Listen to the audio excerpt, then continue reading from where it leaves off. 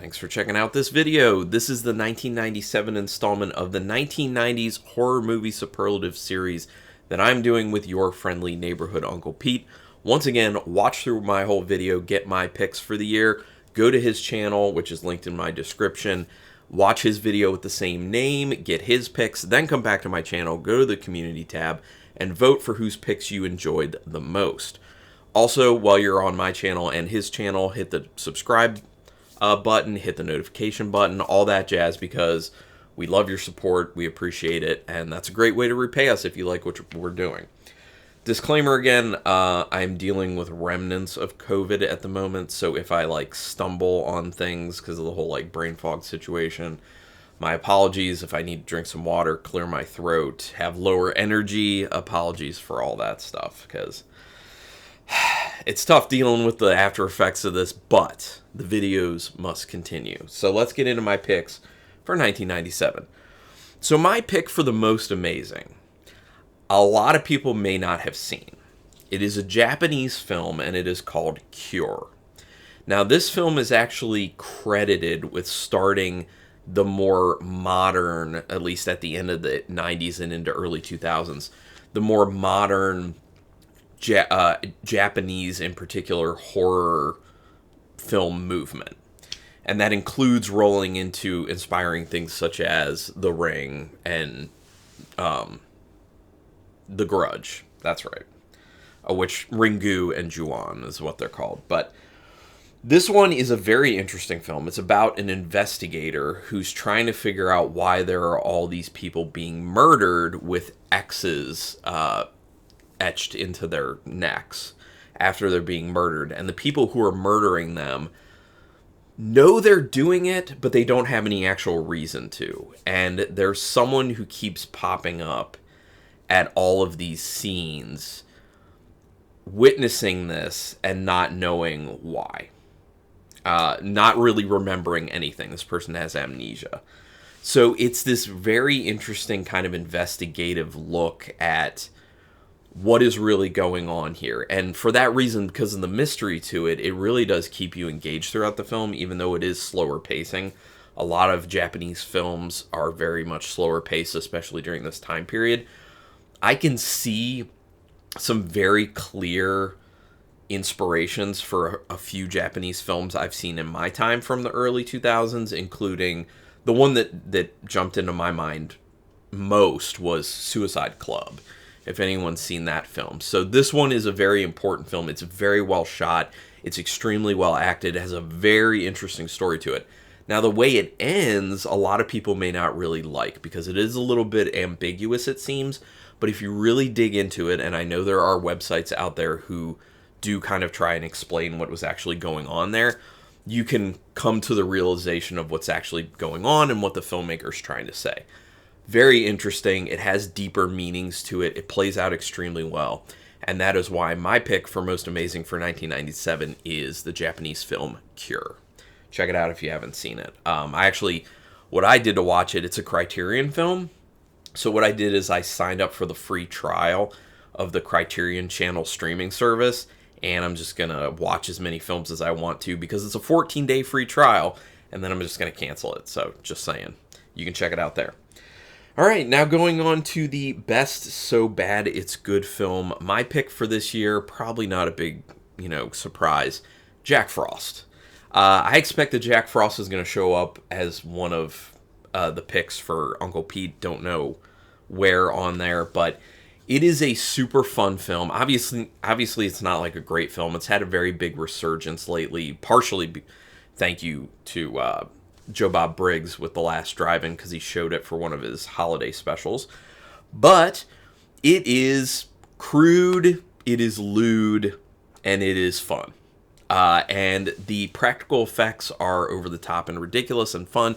It is literally about a serial killer who ends up having his DNA kind of liquefied, and then he ends up being able to form himself into a killer snowman, in essence. It's very low budget, but for how low budget it was, they did a very good job with it. And the point is, it's just fun. Not great acting at all, but there is fun acting in it.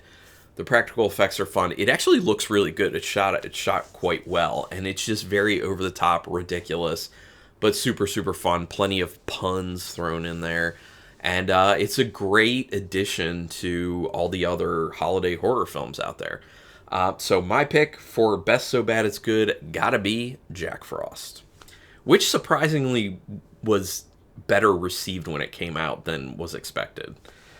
All right, now going to the most WTF category. And this is a Austrian film called Funny Games. Now, for anyone who hasn't seen Funny Games, it is literally a film about home invasion where two younger individuals, I think they're teenagers, invade a family's house and make them play some sick games for their enjoyment.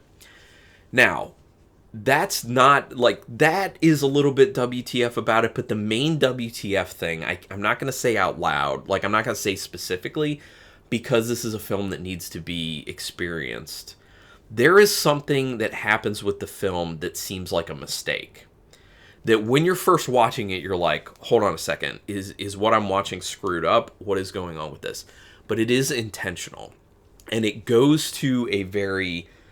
the underlying theme of the film and what they're trying to really get at with the film. So I don't want to say specifically what it is, but that's my main reason for picking it for WTF, because when that moment happens in the film, you're literally like, did the movie screw up? Like, what is happening here? But there is a point to it. Like, you're very confused for quite a while, literally saying WTF is going on with this right now. And you will say that for some of the games that these individuals have going on, and they do find them funny. This film was so well received that it actually got a remake in the United States, which I think Naomi Watts was in that remake. So she was in that remake and the Ring remake. But I have seen both of the versions. Obviously, the original, the Austrian version, is the best. And that is why my pick for most WTF for 97 is Funny Games. Now going for Best Gore, some people may have assumed that this could be like a most amazing pick, but it's actually not a good film when you get down to the story, and that is Alien Resurrection. Yes, I have the whole set. Alien Resurrection, terrible story for the most part. This is the one where Ripley comes back, but it's not actually Ripley. It's like this organization that's been kind of cloning her, but she ends up having the memories of actual Ripley, so she's kind of Ripley, but she's not Ripley. And then this company is also trying to make more aliens, and that's a bad idea, and then all hell breaks loose, and then there's death. It is fun to a degree because there is good action to it. You know, it has some great people in it. I mean, Sigourney Weaver, obviously. It's got Winona Ryder. It's got Ron Perlman. It's got Brad Dourif in it. I mean, you can go on and on. I think Mekhi Phifer is in it as well. I mean, it is fun. It is violent, and there's great gore, and that's why it's my pick for the best gore for 97. I did not see another film from 97 that had gore that was this good. Now, I'm talking about gore for when people get killed, but also really good gore for when the aliens get killed. There is a really cool one where one of the characters gets half his head munched off, and you see the aftermath of that. I think it was Brad Dourif's character, and it looks gross. It looks disgusting, but I think, in my opinion, what seals it for the best gore is the finale when Ripley is defeating the latest, like, hybrid creature, which that whole thing is very, very odd, where, like, the hybrid, kind of like human alien hybrid thing is born and then has some sort of, like, attraction to a degree to Ripley, and then they're just, like, stroking each other. It's very weird. Very, very odd. Semi-sexual. It's just weird. I don't know. It's very weird. But she ends up killing it by, accidental, trying to woo it at first, and then it's getting sucked out through the window that she shoots a hole through. That sequence, not the CGI part that's the outside of the spaceship, but the inside is showing through practical effects the insides just being, like, turned and messed up and, like, sucked out of the spaceship, and it is gruesome, it is gnarly, and it looks amazing. And so the practical effects part of that is phenomenal and amazing gore, and that's the main reason that really, really, really sold me as the pick for best gore. So 1997 Alien Resurrection, best gore. Now that's leading me to the most unique category. And this is one that I know Uncle Pete probably doesn't like because it has creepy crawlies in it. It's all about creepy crawlies. Now that is the Guillermo del Toro film Mimic. This one is actually a fun film. It's pretty good. It's basically about I believe it's the government who's making like engineered, modified cockroaches that are supposed to go and basically sterilize other cockroaches in the New York subway because there's a cockroach issue, obviously. And things go wrong because there are mutations, basically. And then you end up with this gigantic cockroach, in essence, that's going around messing people up, and it's all about dealing with that. It's a very fun film. If you like creature features, it's an outstanding creature feature. It's very well shot because it's Guillermo del Toro, and it's a great film. I really enjoy it. Obviously, it's super unique. That's why it's my pick, because who thought to do the whole, genetically engineering gone wrong thing is an old thing. It's been used many times before. But the twist of it being having to do with a cockroach infestation and the design itself of like this giant cockroach thing is A, creepy, B, disgusting, and C, very cool. So that's why I picked it. I mean, I think it's a very unique concept. I think it's executed extremely well, and if you haven't seen it, I highly recommend Mimic. I know it had, I think, 2 sequels after it. I think that's all there was. I've only seen the original, though, because I feel like that's probably all that's worth it. I don't think Del Toro was involved after the first one. Maybe I'm wrong. You can correct me in the comments. But my pick for most unique, 97, Mimic. Now going to the most overrated category, which I'm sure some people won't like this, but I have to go with Scream 2. I mentioned for the last year's one, when I named Scream my most amazing, that I keep trying to watch the franchise, watch Scream 2, and then just quit. And that's because I don't really like the movie. I know there's a lot of love for it, but it's kind of boring in my opinion. Scream, the original, obviously I really liked it because I picked it for most amazing, but it's the type of story, it's a type of concept because it is parody of slashers, basically.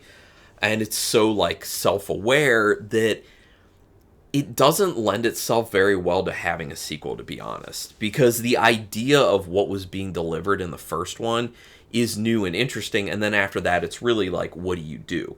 Now, they found a way to kind of do that, but I think it just plays as kind of like a drawn-out, boring film. Now, obviously, that's just me. That's why this is my personal pick for most overrated. I know there are plenty of people out there who do love this film and will love it if they haven't seen it, but for me, it went too over the top. It didn't get the vibe of the original film, which is really what you need to be able to do that parody of everything, and it just doesn't play well to me. So that's why my most overrated pick for 97 is Scream 2. Now for the most underrated. And this is one that I can see why people think it's bad. I could see it being picked as the best so bad it's good for this year. That's got to be Wishmaster. Yes, I have the whole Wishmaster collection because I like Wishmaster. The second one, well, we'll get to that one maybe in another year, but the first one is actually a good film. One of the biggest problems with this film, why people would see it and be like, oh, that's terrible, the CGI is awful. It is early CGI. It does not hold up, which is the case with CGI in general. It doesn't hold up over the years, which is why practical is better. But there is also a lot of really great practical effects in this. This is an old story about a genie that gets unleashed, and he's trying to screw people over with their wishes. Just trying to kill people, basically, with their wishes. So it is super, super fun to see how people end up dying with their wishes. Some of the acting's not the best in it, but it's just a fun ride. They actually do execute a lot of the deaths in interesting fashion, and it's fun. It's really, really fun. The guy who plays the main bad guy, he does a good job as the genie in the beginning, or the djinn in the beginning. In the second one, I feel like his acting changes and it's not nearly as good, but the way they make him look is very imposing and very scary, and I really enjoy it. But a lot of big names end up showing up in the film as well. I know, I believe Tony Todd shows up in it at one point. You have Kane Hodder showing up at one point. I believe Robert Englund was in it as well, and I think I'm missing at least one or two other big names, but because it's been a little bit since I watched the first one, but I really do enjoy it. I think it's a really great film. I don't really see people talking about it all that much, and I think it needs a lot more love. This is a super fun film. Let's talk about it. So my underrated pick for 1997 has got to be Wishmaster. Love it. Well, those are my picks. Let me know your thoughts on it. Let me know what your picks are as well. Provide that comment for me, for Uncle Pete. Like I said, subscribe to both our channels, hit the notification bells, all that stuff. We've been loving the engagement you have been having with us throughout this series. Love that people are enjoying it because we also are enjoying it. So thank you so much for taking part in this. Thank you for watching this video. And until next time, keep it brutal.